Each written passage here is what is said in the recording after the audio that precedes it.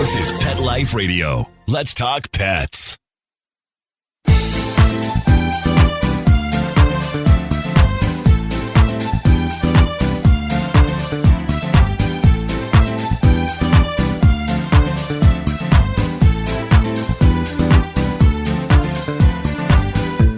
Hey, my cat-loving friends, it's Linda Hall with 19 Cats and Counting. We have a true hero with us today.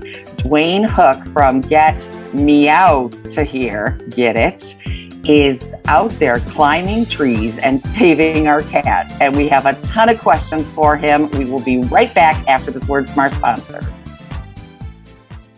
Take a bite out of your competition. Advertise your business with an ad in Pet Life Radio podcasts and radio shows. There is no other pet-related media that is as large and reaches more pet parents and pet lovers than Pet Life Radio.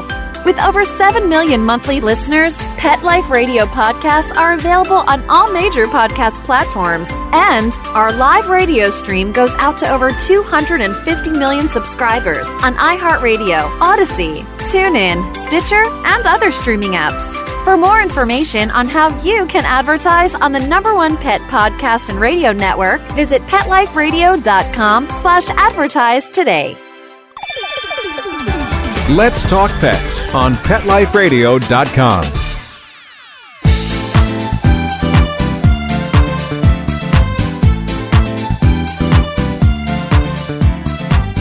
Welcome back to 19 Cats and Counting. I am Linda Hall here with my gorgeous BFF, partner in crime, and all of the above. Rita Reimers. And you're my work wife too, your husband Yes, says. that's what my husband says. Yep.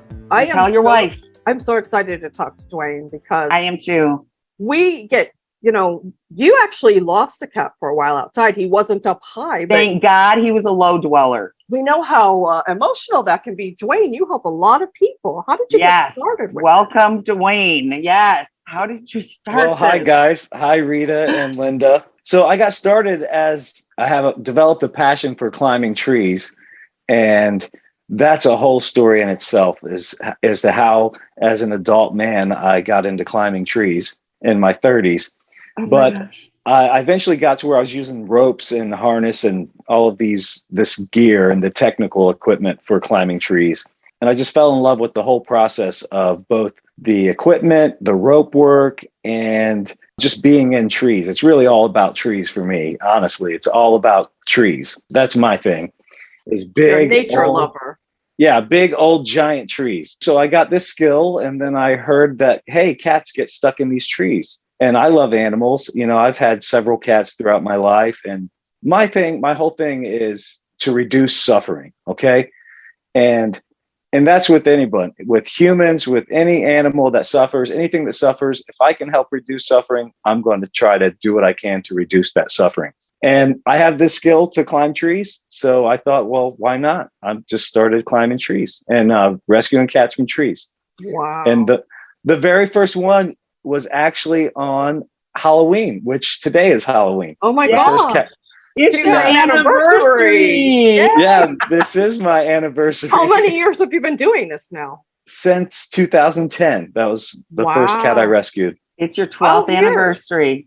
Yeah. That's amazing. I'm so glad we're talking to you today. Yeah. That's so cool. So how do people find you and come to you? And this is a great resource that you will want to share with people.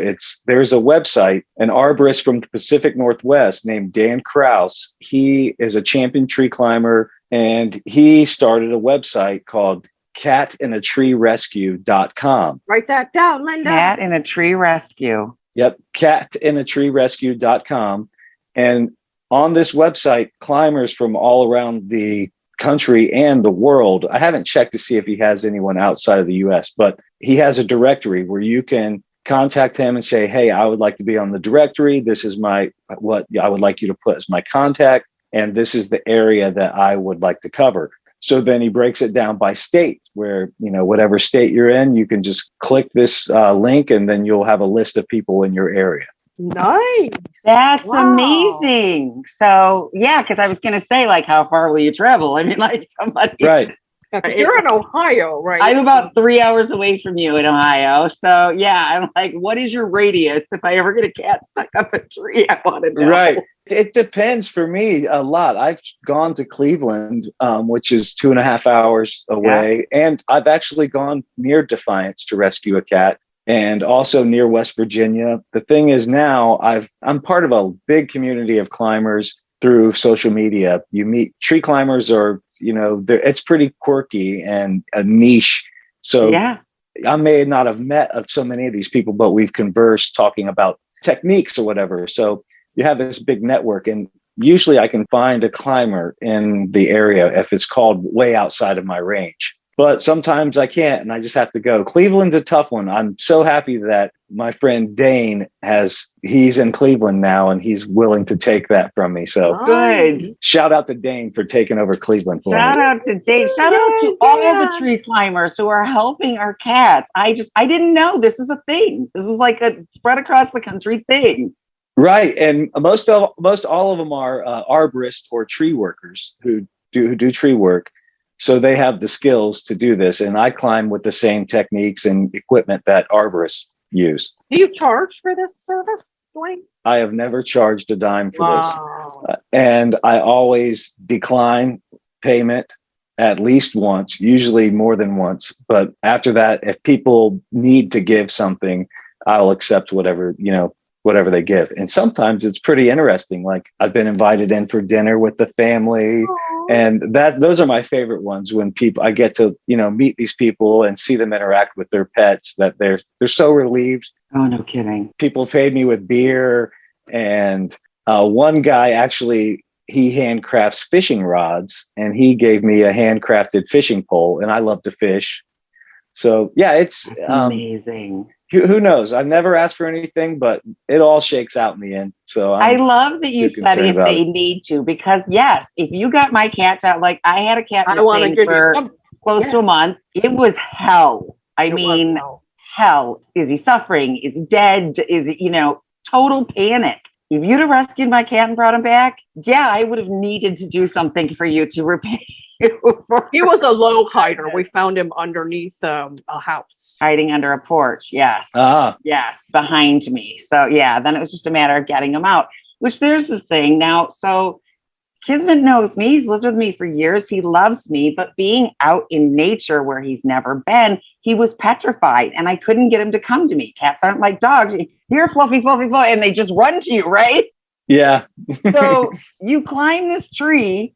How do you get these cats out who don't even know you? Yeah. That's the trickiest thing. So when people call me, I guess let's go through kind of what it's like. Yes, please. And back to how do people contact me? It used to be all of my cat rescues were through the directory that I told you about. But then over time, people, be they Facebook friends or people who called me, my number has gotten shared with like a few humane societies around the area or around the state. Actually, some fire departments have my number, because fire departments often get called and they typically do not perform this service. Yeah. And one person even told me they called 911 and the dispatcher gave them my number. I don't know how.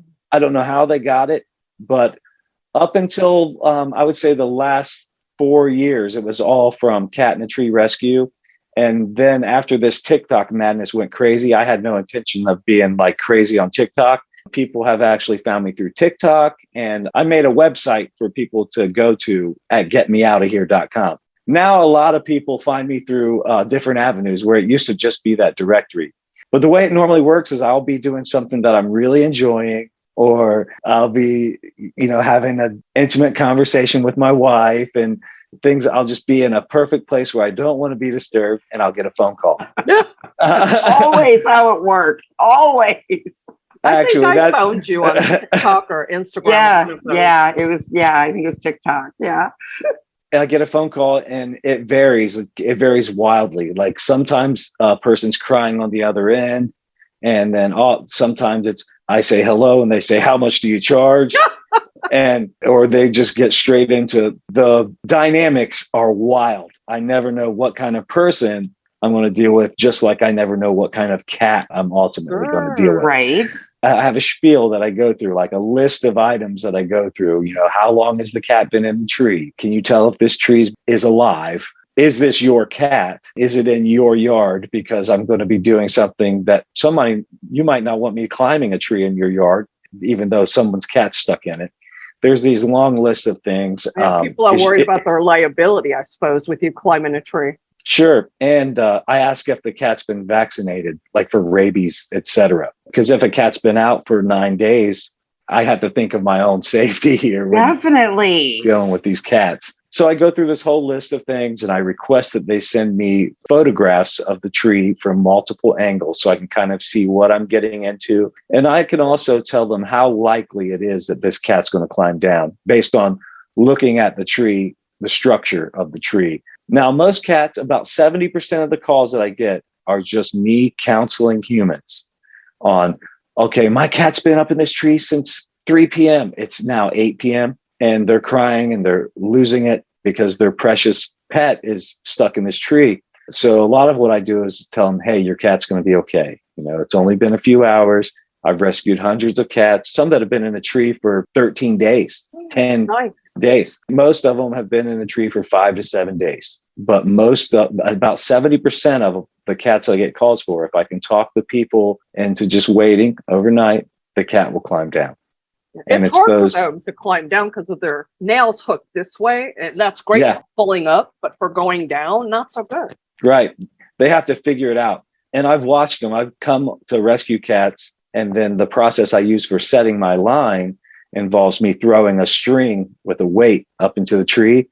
And I always try to play with the cat first to see if I can get it to chase the string, because very rarely, but they have chased that string down the tree. Really? So we've gotten to watch them figure out how to turn around and do that backwards climb down. How do you get them in the bag? I mean, gosh, sometimes I can't get my cats in the carrier, let alone in a bag. Exactly.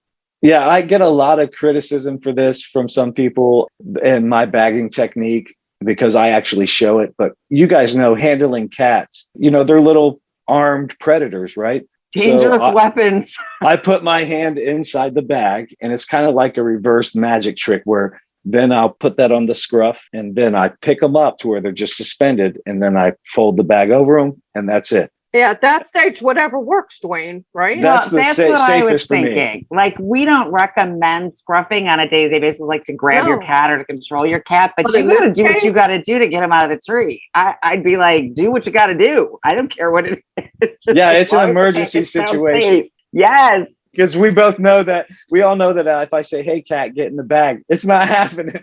Oh, okay. Let me go. Okay. Yeah, no. Have you ever had a cat you couldn't get down?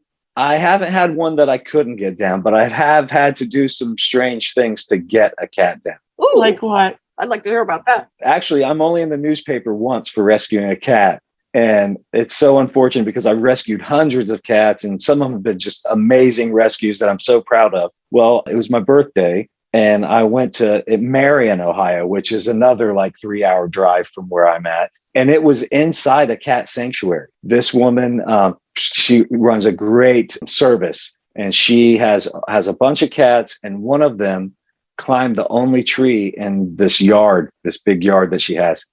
And this tree was just like straight up and then over, and there was nothing above it. And the cat was all the way out the end. So I was able to get up and like look at the cat eye to eye, but I couldn't get above the cat or actually get to the cat because it was on these little limbs. Yeah, you can't go out on the end of the branch. The whole thing's going. I can if there's something higher above that I can tie into and swing out there. Oh. Okay. And that's normally what I do is I'll try to get my rope as high in the tree as possible. Then I can go out very far both ways, but there was nothing up there. So I was limited.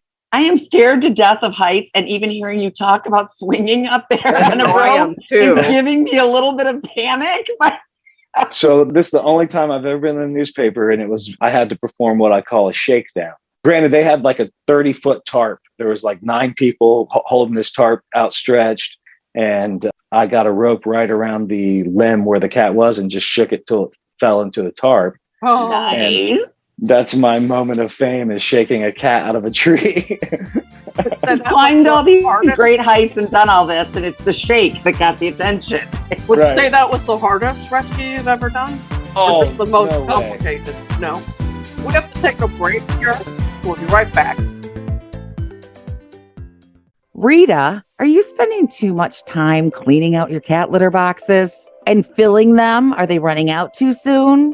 Do you always feel like you need to add more? Because our new sponsor, Kitty Poo Club, they found the perfect solution to these problems. Yeah, Kitty Poo Club is the most convenient monthly litter box ever. See, what they do is every month, Kitty Poo Club delivers an affordable, recyclable litter box. And it's already pre-filled with the litter you choose. They even have extra large litter boxes, because I have some chunky cats, right? We know other people do too. And when the month is up, just recycle the used litter box and Kitty Poo Club will automatically send you a new one. You can customize your subscription too, and maybe add some toys, treats, accessories, or whatever else might make your cat happy. Oh yeah, and you know what else? You don't have to scrub out those plastic litter boxes either. I hate doing that. You got me at no more scrubbing litter boxes, right? Honey. The super cool thing, right now Kitty Poo Club is offering 25% off on the first litter box order as long as they use the code 19cats.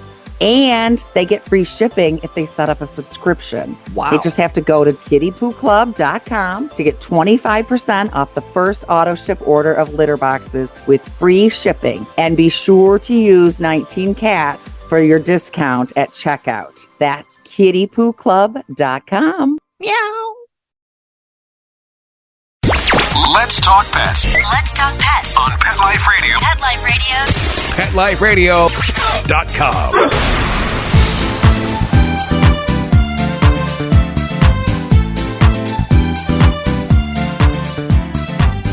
And we're back with 19 Cats and Counting and Dwayne Hook. Get me out, secure.com. You were about to tell us about some of your more challenging kitty tree rescue. I'll tell you about this rescue of this cat named Ralph. It was during one of those Arctic blasts, or what do they call them? A polar vortex. Oh, That's yeah. it. Yeah. It was one of those, and where it was like 4 degrees for 5 days straight. And this cat had been in the top of this red oak and way out on a limb for 7 days. And when it's that cold, some of my gear doesn't quite work so well, particularly like I use a giant slingshot to get really high settings in trees. And so getting to where this cat was going to be nearly impossible. For me, it would have been impossible. So I got as close. Actually, my wife, she's a climber too. She climbed up to, this was going to be one of her first, rescues. She went out to help me. This must have been like 2013 or so. Anyway, the cat wouldn't come to her. So I went up and I managed to shake the cat down to a lower limb that was a little bit thicker. And that was the plan. It was all planned to just bend this limb that he was on down, shake him into a lower limb, then set another rope and climb out to him. And it was so harrowing how far out he was on this limb and so high.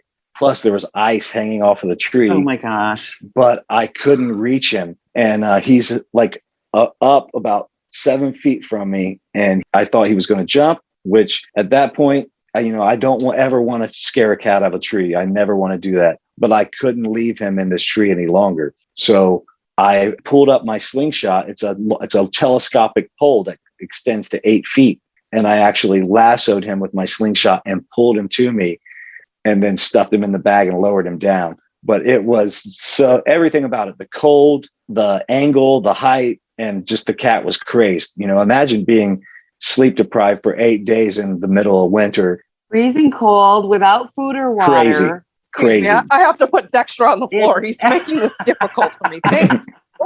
It's just amazing. That was one of the most harrowings. But I've been in situations like that later on where I've ended up just cutting off the limb that the cat's on and pulling it to me. Oh, smart. And hopefully... Not only are you climbing, but you're climbing with all of these tools and paraphernalia. Out of my head. You have to be an experienced climber. Plus, you have to think like MacGyver. You have to MacGyver. Yeah. Yes. And honestly, that's the best part about it for me is, I love helping animals. I love climbing, But all of this for me triggers my problem solving part of my brain. And that's what I thrive on. I get off on, okay, the cat's never going to choose the tree that I would love to climb. Of course. They're going to choose like a half dead tree or a tree that's leaning this way or something, or too small for me to climb. And I'll have to climb a different tree and swing over into it, or all these things. It's all a problem to figure out. And it's very rewarding for me. Do you still just climb to climb ever, or you get your fill? Yes.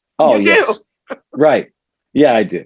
I love that your wife climbs too, so she can share some of these adventures with you. Now, she's a tower climber, tall towers, like cell towers, TV towers. And she's climbed a few trees with me, and she's gone on a few rescues with me. So it's pretty fun. And now my niece, this past weekend, my niece went out with me for a couple rescues. So I saw that video. Yes. Y'all training the have to. future generation to Yes. Yeah. what you Yes. Dwayne has videos of these rescues. You all need to go check this out because it's just, I hold my breath. I'm like, oh my gosh, should I, and sometimes the cats just come to you, like they know you're there, which really surprised me because that's not what we know about cats. That's not typical. Oh, okay, there's a stranger. Especially when they're scared like that. Yes, I'm petrified and here's a stranger. Let me go jump into his arms. But some do. Yeah, most of them do. Most of them do eventually. And I've stayed up in a tree for over an hour waiting for a cat. And then there was some cats, I'll give them all that time. I'll leave them some food, and then I'll leave, come back the next day. And usually they remember, and the food's gone, and they say, I think I'm okay. I'm hungry. I want to get down so you can feed me some more. Exactly. I also have a trap that I will deploy in a tree. Like if the cat will not come to me, or maybe they're way far out of reach, I have a trap. I can set it up, put food in it, and then come back, and they'd be in the trap.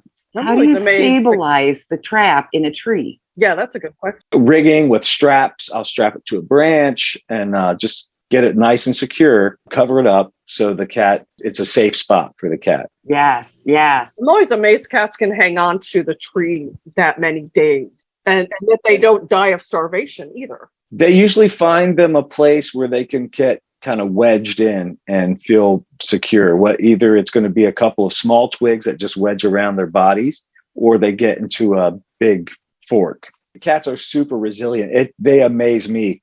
After hanging around these cats that have been in a tree for over a week, it's amazing. But they do get hydration, especially when there's dew. Yeah. So okay. They will lick themselves. And rain is great for this. People say, oh, it's going to rain. I'm like, rain is a good thing. It's okay if it rains because now your cat's going to get hydrated through cleaning itself and licking that water off. But yeah, cats are crazy resilient. I can't get over it. Did you learn a lot about cats doing this, or were you already a cat person? Well, I had cats before I started doing this, but I have learned a lot about cats doing this. They're all psychos, and they're all psychos on their own different ways. I always ask when people call me on the phone, hey, if I were to, let's just play this scenario out. Imagine that we work together. I'll ask people this when they're telling me their cat's stuck. Imagine we work together and you invite me over to play video games or to have dinner. I ask, what's your cat's going to do? Is your cat going to be one of those cats that goes and hides? And will they eventually come out? Or will it be one of the cats that sits in the corner and just watches? And will they eventually come over? How long will it take for them to eventually come over, if they will? And learning about the demeanor of the cat will change how I even climb the tree. If it's going to be a cat that's going to hide and never come out, I'm going to just climb slow and quiet and not do anything that's going to scare this cat. But if it's a cat that's already meowing at me like, meow, help, help, help, I'll just run up there to that cat and say, let's go, Yeah, he's ready. He's ready. Yeah. You ever had any try to attack you out of fear? I've had one. I've been bitten once, and it was my fault because I was in a hurry. I'd worked 12 hours that day. I don't do this. I work still. Right. This isn't my job. I'd work 12 hours. Well, this doesn't happen all the time, but I'd work 12 hours and it was about a 40-minute drive. And I thought, I'm going to do this because I'm going out of town the next day. So I drove up, got my rope set. I was in a hurry, climbed up, and I didn't give the cat time. And I just reached out to pet it. I didn't even have the bag. and it just went at me. Yikes. I didn't wait for it to come to me or give me that eye contact and some of the, maybe a headbutt or something that cats do. I went too fast and it bit me and just latched onto me. Ow. That's the only time though. And I learned my lesson. Yeah. Change But you got him plans. down. You got him down though, right? You got him down? Well, he was actually hanging from my hand. Oh. And I was like, blood squirting everywhere. And I shook him off of me and he landed on the ground and ran under the shed. Oh my gosh. Oh my gosh. It's not funny that blood was spewing, but it's a kind of a funny picture in the aftermath, right? Like, yeah, it was everyone's okay in the end. Did you have to go get any shots or anything? Because sometimes those cat bites can be wicked. They can be wicked. And a friend of mine, Normer, who's a very famous cat rescuer, he's rescued we know who he is. Yeah. He actually got bit by a cat that put him in the hospital for a week. But as soon as I got down, I had the people grab some alcohol and I just started flushing it. Right. Good. And I did go and get antibiotics just in case. Good. And it was fine. I didn't get any infection. Yeah, a lot of people don't realize how dangerous those cat bites are. Yes, their teeth are very much like needles and they insert so cleanly and come out so cleanly that they close up and heal over quickly, which traps all the bacteria that we all have in our saliva under your skin. And we've seen major we tell everybody when we had the cat sitting business, it's like you get bit, you wash your hands fast. Right now, I don't care what's happening. Wash your hands with soap and water really, really well. You can put some Neosporin on it. Don't cover it, their teeth. Yeah, they're serious. So luckily I knew that before I had this situation. You have your own cats now, or you get your fill climbing the tree? Yeah. Well, I've had cats, like the last two cats that we had have since passed on. And I don't have cats now. I found a dog in the woods about 8 years ago. And I didn't plan on keeping this dog, but I found out she had stranger danger once people came over to visit to try to meet her. And so she ended up being my dog, and I just love her to pieces. Aww. I don't think that she's never went after a cat, but she's so devoted to taking all of my time that I don't know if she would share me with a cat. Yeah, she probably would. Linda has a dog with her 12 cats, little Chihuahua, who thinks it's that's why I was, Rita will be like, and your dog? And I'm like, it's not really a dog. I mean, she's a Chihuahua. She's lived with cats for so many years. She really has an identity crisis going on. But what you're doing for the cats, I mean, you're literally saving their lives. Is it 3 days with no food or water and they can go into liver failure? Disease can set in. Fatty liver disease. And so, that's almost always fatal. This is like seriously life-threatening to them, and then to their people. As cat parents, we know the panic, and we would just be for somebody to come save us from that. That is amazing. And to think that they're all over the place, like all these people doing this. Right. There are hundreds of us. That's what I always say when people tell me, oh, you're so awesome. No, I'm not. There are so many of us that do this. And I'm just happy to be a part of the group of tree climbers that do this. Every single one of you is awesome. Yes, you really are. It's very gratifying for me. So I love it. Especially considering this isn't your business and you're doing this for free and you're trying not to take it. I mean, you're driving. Good heavens, the gas prices these days, just driving somewhere is taking from you. And you're just like glad to be of service, right? Like, yeah, I'll never ask for anything. So that is amazing. Sometimes I may think, oh, I hope they help me cover gas, but I'll never ask. Yeah, right. I mean, yeah, and I'm glad that you understand the need for us too, because if you save my cat, I'd be like, no, I'm doing something for you. You name it, right? Yeah, no matter how many times you said no, you would get it anyway. Here's the thing, some of these arborists that climb trees for a living and they do tree work for a living. I completely understand if they say, hey, it's going to be this much, Oh, definitely. I completely understand. And I have no bad feelings for them for doing that. That this is their work. They climb trees for work. But for me, this is more an act of love, enjoyment. I get my kicks out of it. It's fun. Like I said, it triggers this puzzle solving thing in my brain. But I would never turn it away because I've met people who don't have money, but what's going to say they love their pets more than someone who does. And I would never turn them away. It'll all work out in the end. That's the way I feel about it. I'm not going to turn anyone away for this. We loved you before we started talking to you, but I'm loving you more and more by the minute. I'm telling you, what you're doing is amazing. Do you train other people who might want to do this, but don't quite, maybe they can climb, but they don't know how to do the cat part?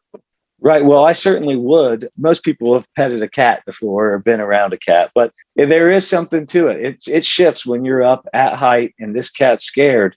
It's not just, go climb and then pick up a cat. There's something different to it. So, yeah, I think my videos may give someone an idea of what that experience might be like. And if they wanted to try this, they could probably learn a couple tips or tricks from mine. Normers, there's a guy in Massachusetts, Andrew Joslin, who also makes videos doing this.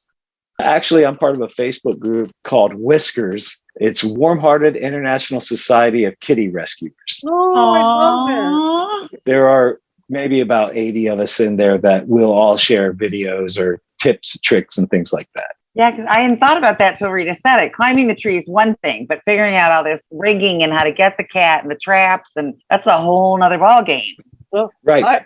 I would love to it. train people to do this. I would love to. And I have taught a lot of people how to climb trees, and actually usually never fails when I'm out of town on vacation or out of town for work. It's guaranteed I'm going to get a call. Of course. I might not get a call for 3 weeks, and then I got a trip going up. I'm pretty sure I'm going to get a call.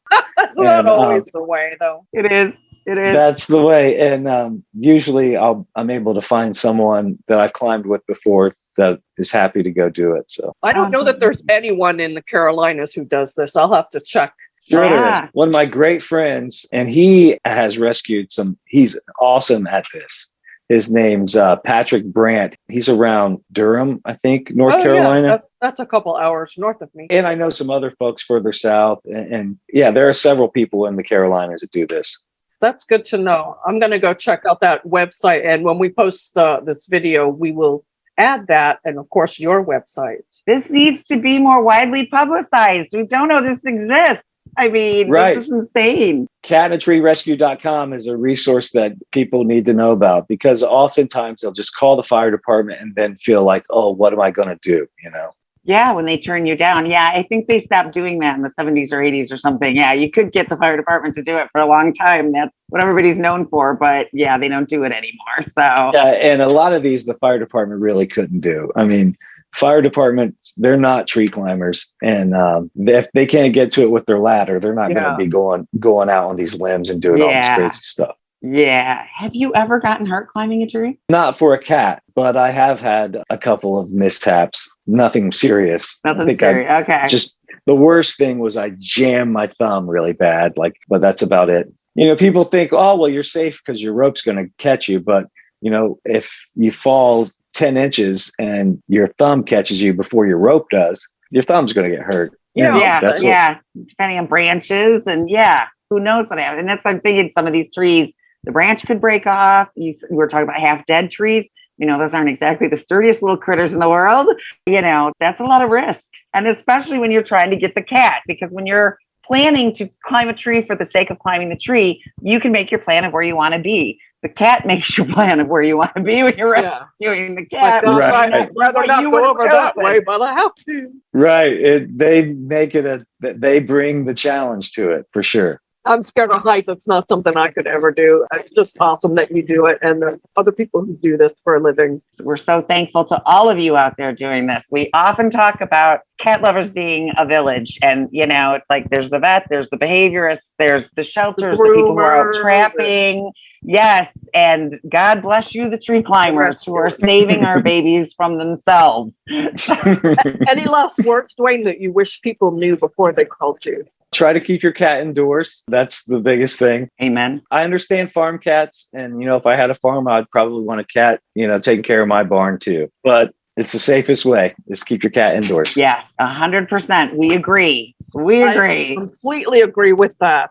Dwayne, thank you so much. If I'm ever in need of these services, I'll know where to go. My cats are indoors, but you just never know when one might slip out. I was going to say, so are mine. And look at what happened with Kismet. Yes, it happens. Yeah. Definitely. Guys, thanks so much for inviting me on the show. It's been a great Thank you for amount of fun. coming and accepting our invitation. Anytime you want to come back on, you want to discuss something in particular, you have an open door. Yes, you are always well. You don't even have to talk to us. Just book it. You got the calendar. Just book it. We'll be like, oh, Dwayne's coming back. We're so happy.